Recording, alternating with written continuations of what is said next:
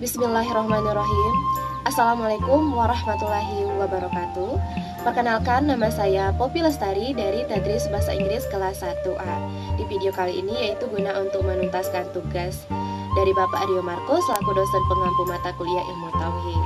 Di sini saya akan menceritakan beberapa kisah inspiratif tentang seseorang yang mempertahankan tauhidnya, yaitu menceritakan seorang Bilal yang mempertahankan imannya.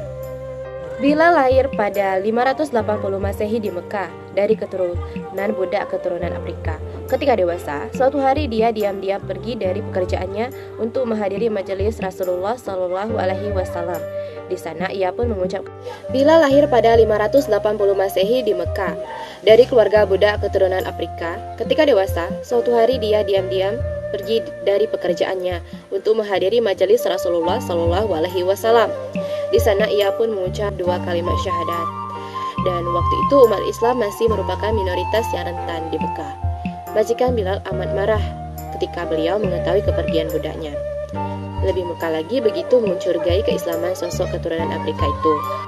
Bilal tidak membantah dirinya telah mengikuti ajaran Rasulullah Shallallahu Alaihi Wasallam.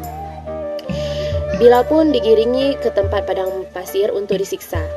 Si majikan tidak sendiri melainkan menyertakan kawan-kawannya yang juga petinggi kaum musyrik di Mekah. Mereka hendak memaksa Bilal agar mengingkari Islam dan menyembah berhala.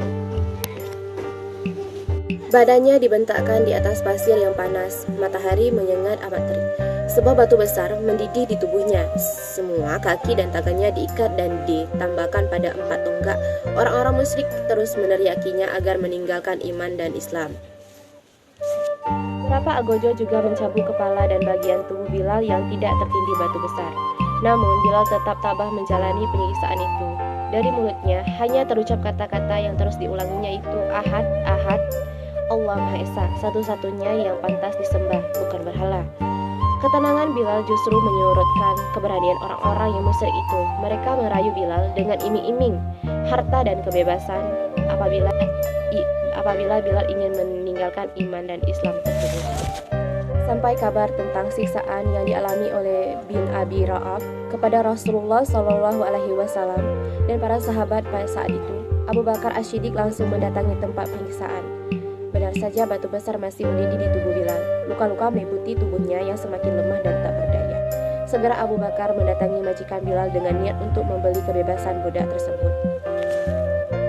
Dan majikan itu pun menyetujui akan atas pembayaran pembebasan Bilal tersebut, karena bagi mereka harta adalah yang paling utama. Nyawa seseorang tidak sebanding dengan harta yang dia miliki, dan baginya adalah nyawa seseorang itu tidak berharga. Abu Bakar lantas membimbing Bilal untuk bangkit. Ia membawanya ke kediaman Rasulullah Shallallahu Alaihi Wasallam. Dia berikrar di hadapan Rasulullah bahwa akan selalu membela dan menerima Islam sebagai agamanya. Mungkin itu saja yang dapat saya sampaikan pada video kali ini. Apabila terdapat kekurangan, kesalahan, saya mohon maaf. Kepada Allah saya mohon ampun. Saya akhiri, wassalamualaikum warahmatullahi wabarakatuh.